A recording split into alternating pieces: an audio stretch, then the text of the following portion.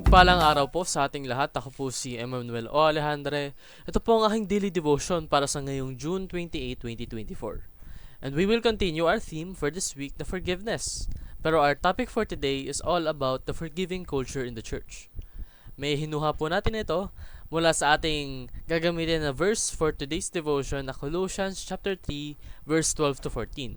To give context po, ito po ang nakalpaloob sa sulat ni Apostol Pablo tungo sa mga Kristiyano sa kapanahunan nila. Kasi dito po is yung kapanahunan ng mga unang nananampalataya, mga unang Kristiyano sa New Testament. And this is his word towards them, no? Colossians chapter 3 verse 12 to 14.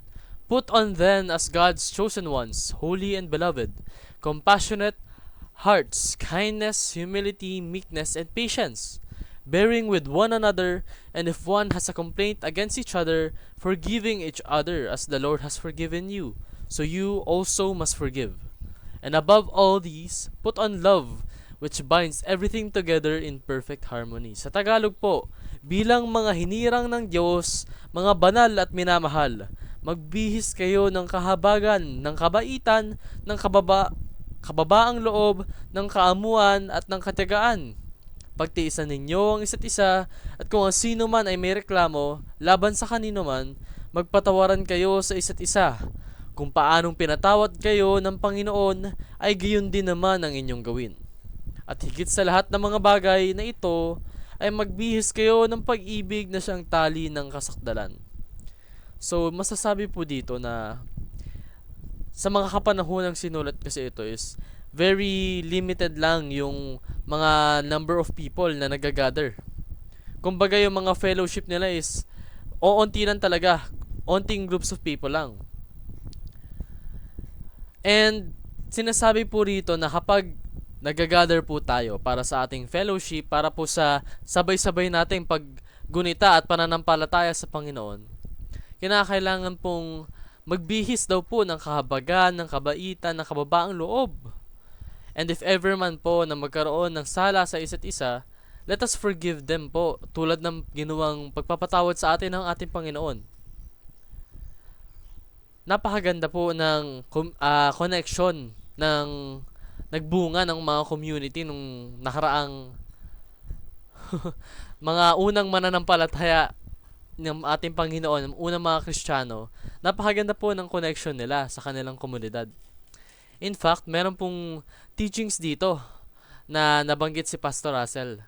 And gusto ko munang i-summarize, ibigay ng kabuuan bago i-expound sa inyo. No? Unang-una, the church is a community of sinful, forgiven, and forgiving people. Napakaganda, no? So, ulitin ko lang po, yung church po daw is community ng mga tao na sinful, mga kasalanan, forgiven, mga pinatawad, at forgiving, mga magpapatawad na tao. So, ano nga bang ibig sabihin nito? Yung mga miyembro po ng church, nowhere near perfect.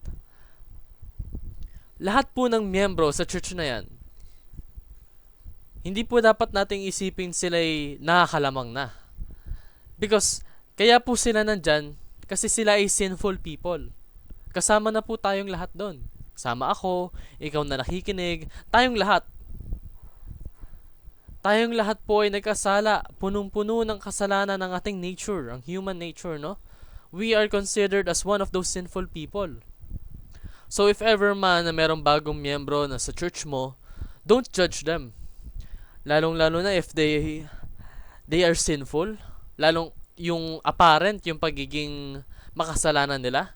Meron silang criminal record, meron talaga silang past na madaling i-judge, pero let us not do that, no? Let us acknowledge na lahat tayo nagkasala. We are all sinful people. And kaya nga sila nandyan sa church, matuwa ka pa pag nandyan sila. Kasi that's a sign that they have the desire to be forgiven by our God. Nandun po yung kagustuhan nila na mapatawad sila ng ating Panginoon. That's why they are present in the church. So we should welcome them. All the same, lahat po ng members ng community of our church should receive the same respect, the same love from everyone else, no? Pangalawa po is Forgiven people daw po tayo. Tayo po yung mga taong pinatawad na ng ating Panginoon. From once we were very sinful, and for now still, no, we are continuously being disobedient, be it intentional or unintentional. Meron po talaga tayong mga ginagawang kasalanan, no? Ang mahalaga po, we have been forgiven. Pinatawad na po tayo ng Panginoon. So we, in return, should also be forgiving to those that have sinned against us. Kasi napakagandang isipin na tayo nga pinatawad ng ating Panginoon na wala namang sala. Pero patuloy pa rin po tayong lumalabag sa mga salita niya. Pero ano bang ginagawa niya? He still forgives us, no matter our sin. Gaano man yan kabigat, gaano man kasakit yung nagawa mo, handa kanyang patawarin kasi He is Almighty. Maawain ng ating Panginoon. So let us do the same. Let us make Him an inspiration, a role model, so that we will also forgive those that have sinned against us, no? Kasi lahat po tayong members of church, we are all sinful. And lahat din po tayo pinatawad. Kaya lahat po tayo dapat lamang na magpatawad din. Now, paano nga ba natin ito magagawa? There are application, no?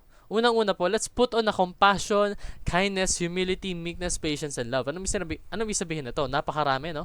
Ang ibig sabihin po nito, let us treat others the best that we can by showing them love.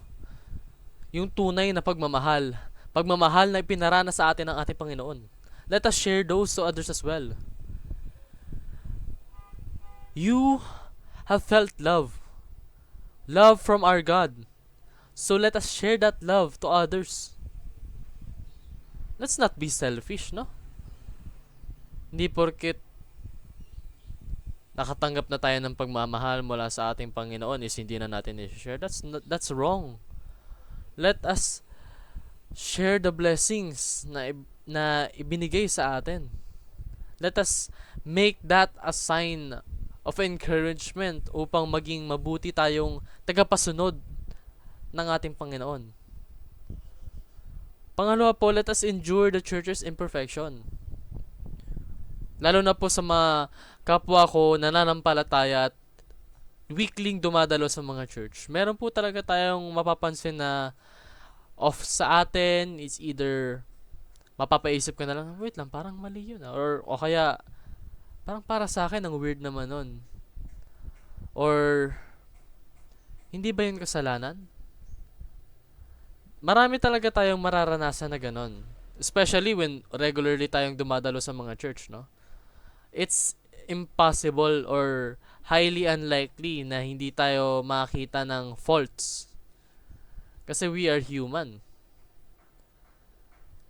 Ang sinasabi po natin is, hindi porket nakita ka na ng faults, susukuan mo na yung church na yun. Hindi ibig sabihin na, ay, ganito pala sa church na to, susuko ka na. No. Another thing that we should do is endure. Harapin po natin yung mga kasalanan, mga kakulangan ng sarili nating churches. And even better, ipag-pray po natin na mawala yung mga imperfections na yon. Let us ask guidance from our God. Let us not give up. Let us not be discouraged na mag-church. Let us use that as a reason upang mag-church tayo lalo. So that we will continuously ask for strength, guidance, and wisdom from our Lord so that we will solve those problems. And let us unite with fellow church members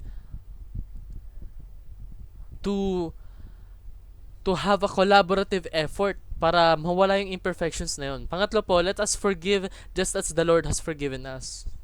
It's a recurring theme, no? Na patawarin natin yung mga taong nagkasala sa atin tulad ng pagpapatawad ng ating Panginoon sa ating mga sala. Kasi that's such a powerful statement eh. That's such a powerful mindset na kaya ka nagpapatawad ng tao kasi pinatawad ka rin. That's one of the main reasons kung bakit mo gagawin yung pagpapatawad na yon. Kasi you already have this standard, this guidance set by our Lord. Siya na po yung nagpakita on how it should be done. All we need to do is follow Him. Para naman po sa sagot ko sa discussion, why should we be gracious and forgiving towards our fellow Christians in all their imperfections? Because they do the same. Because God has done the same for us. Imperfect tayo. Marami tayong pagkakasala, marami tayong pagkukulang. We are all in the mercy of our God. So why can't we do the same for others? Bakit pagdating sa iba, hindi na natin mapadama yung love na nadama natin mula sa ating Panginoon? It's the simple chain, no? Let's say for example, may isang taong biniyayaan ng ating Panginoon.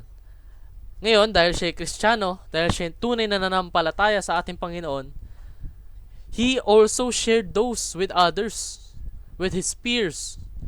And yung mga peers na yon, pinakitaan ka ng love.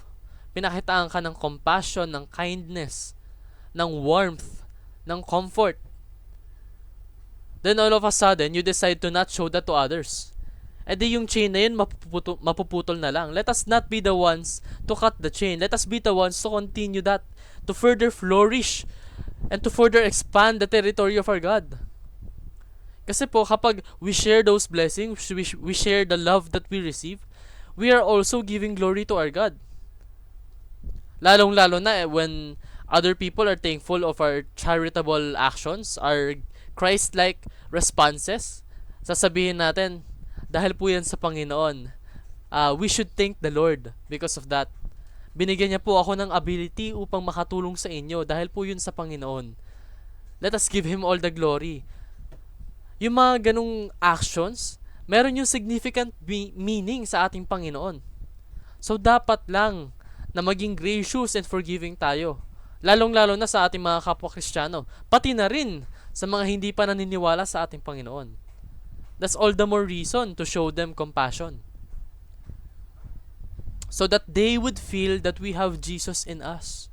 And hopefully, they will be inclined to believe in Him as well, no? Okay, tapos na tayo. Muli, ako po si Emmanuel O. Alejandre. Ito po ang aking daily devotion para sa ngayong June 28, 2024. Maraming salamat po sa inyong lahat. Pagpalain po tayo and give glory to God.